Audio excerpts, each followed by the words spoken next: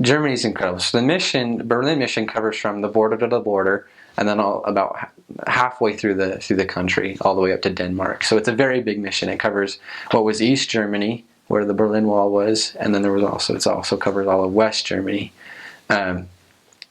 With in terms of people that live there, I mean, Germany is just like a pothole, a melting pot. Like, you'll find every religion there, you'll find every race, nationality there. And, it's just this giant melting pot, which makes it a lot of fun too.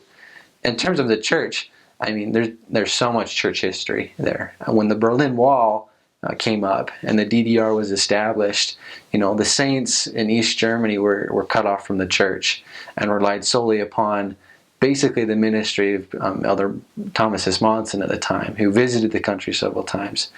They weren't allowed to preach. They weren't allowed to invite friends. They weren't allowed to really do anything.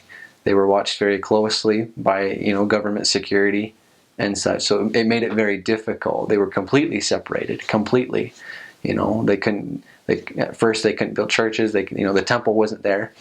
But it's incredible to look back on that history and see how that changed. The hand of the Lord and the ministry of President Monson, who made it possible for missionaries to enter the East Germany. They were able to build churches. They were able to build a temple, which was unheard of. Things that government never would have allowed. The members there, I mean, have been through the fire, have been through the thick, and because of that, they are very devoted. Some members that are so devoted because they had to be. They had to choose, and they chose to choose. They chose Jesus Christ. They chose to follow what they knew was right, and because of that, they're strong. The church is growing there. It is growing, maybe not as fast as other places in the world, but it is growing and it's thriving. And yes, Germany is changing. It is. It really depends on the area. West Germany it's usually in a lot of ways stronger than it is in East Germany when it comes to size. There's still districts in the mission. I believe there's 2 districts still. They just combined a district with a stake, which is great.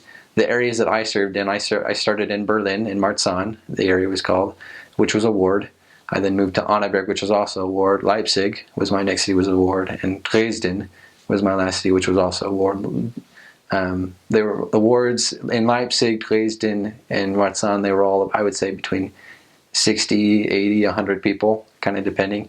And the Annaberg was about 40 people. But they were all wards. There are branches, but for the most part, it's pretty strong in terms of stakes and wards and such. I think total memberships around, I think it's like 50,000 in the country. So if I remember, don't quote me on that, but I think that's what it is. So we saw every religion. I taught people who were Muslim. I taught people that were Protestant. We call them Evangelisch, Catholic, Katholisch. You see everything, but I think mostly the country, Germans themselves are atheists, which was very difficult to teach. That was very difficult.